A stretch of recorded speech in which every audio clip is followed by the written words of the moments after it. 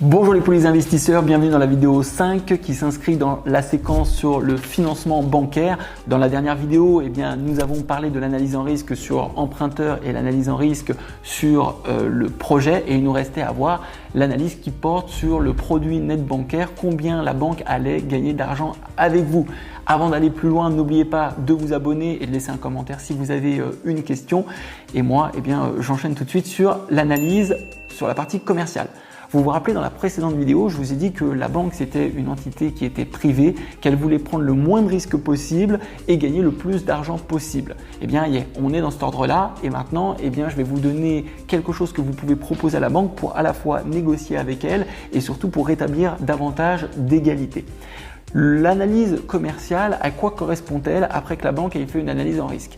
C'est de se dire très bien, je suis prêt à prêter de l'argent à cette personne, cet emprunteur-là, mais en contrepartie, qu'est-ce que je vais pouvoir obtenir comme argent, comme rémunération? Quel risque je suis prêt à prendre en tant que banque pour gagner de l'argent? Et donc c'est hyper intéressant puisque la banque, comme vous le savez, ne va pas gagner énormément d'argent sur le taux nominal, mais par contre sur tout ce qui va être à côté dans le cadre de la relation, elle va gagner beaucoup d'argent. Et c'est la raison pour laquelle les banques se battent tant pour obtenir votre domiciliation de revenus. Parce qu'elles savent que quand elles ont la domiciliation de revenus, c'est plus facile pour elles de vous prêter, de vous soumettre une carte bancaire, de vous proposer des services comme la carte bancaire, l'assurance du prêt, un contrat d'assurance vie, des placements d'épargne, ouvrir des comptes pour les enfants, étudier vos assurances, la prévoyance. Vous voyez, et c'est surtout ça finalement que la banque va gagner de l'argent.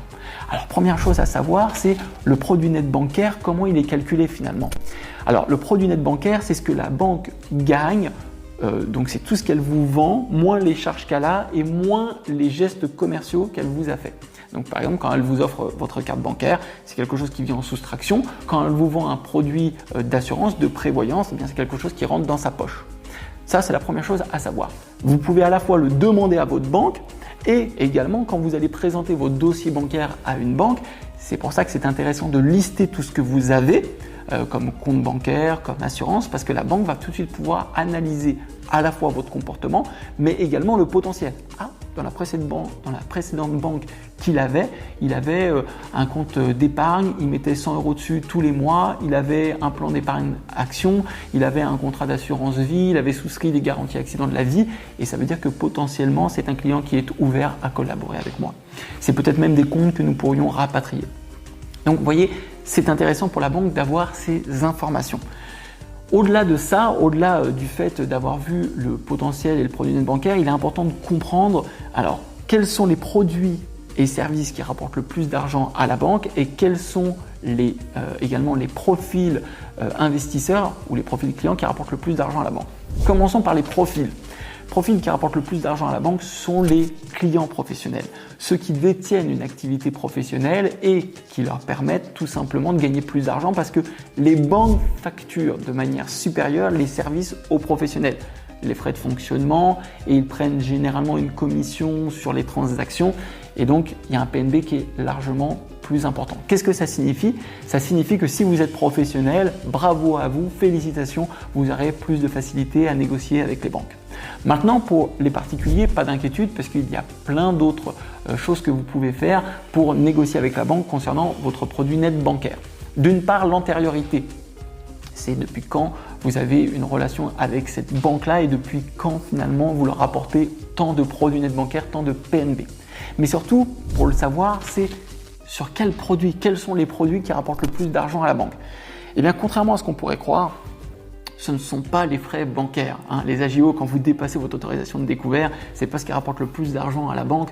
Concrètement, la banque, elle est obligée de faire une écriture comptable parce que vous dépassez le risque, elle est obligée de prendre une provision et ça ne l'arrange pas du tout.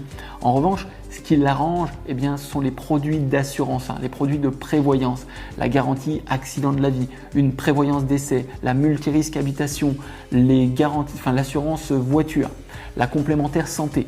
Alors, évidemment, l'idée, c'est de ne pas tout accepter de la banque. Ça ne veut pas dire que parce que vous écoutez la banque et que vous ouvrez la porte à réaliser une étude de ces différents produits et services que vous allez tout accepter.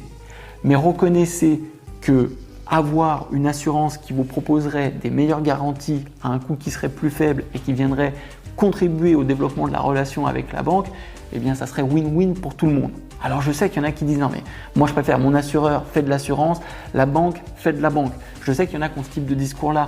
Je vous propose juste de réviser cette vision-là parce que évidemment les assurances veulent aller sur des produits d'épargne, de placement et les banques veulent aller sur une typologie d'assurance et je peux vous assurer pour avoir vu les deux que les garanties proposées par les banques compte tenu des coûts sont souvent très pertinentes. Et en plus la banque elle n'a pas envie de vous perdre si ça se passe mal avec l'assurance. Donc vous voyez, le produit net bancaire, c'est un élément qui est extrêmement riche pour vous puisque ça vous permet à la fois de donner votre valeur à la banque, mais surtout quand vous l'avez, ça vous permet également de dire à la banque « je sais que ça existe et je sais que j'ai une valeur pour vous », une valeur qui est à la fois pécuniaire, mais également une compréhension dans le cadre de la relation. Et le fait de discuter avec un interlocuteur va vous permettre, vous la banque, de ne pas perdre de temps avec moi. Parce que je sais qu'on joue à un jeu où il y a un risque que vous êtes prêt à prendre par rapport à un développement commercial que vous souhaitez réaliser. Et comme j'ai conscience de ça, eh bien nous allons avancer beaucoup plus rapidement ensemble.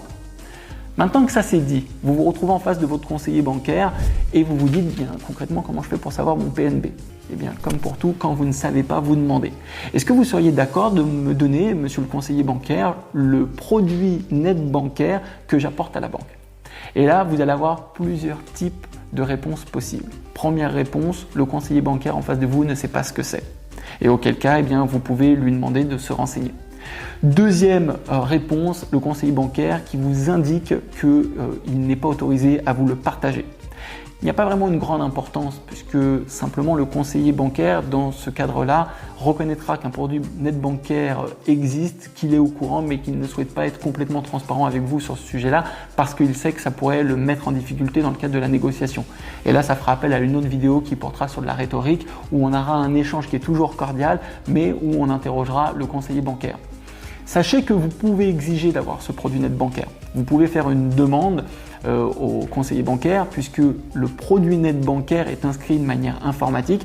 D'ailleurs, comme tous les commentaires que les conseillers bancaires laissent dans le cadre de votre dossier et au nom de la CNIL, la Commission nationale de l'informatique et des libertés, vous permet de demander au conseiller bancaire, alors soit de manière orale, mais si vraiment vous vouliez l'avoir de manière écrite, vous faites un courrier en recommandé et vous demandez les informations qui y sont liées et ils ont l'obligation évidemment de vous le partager.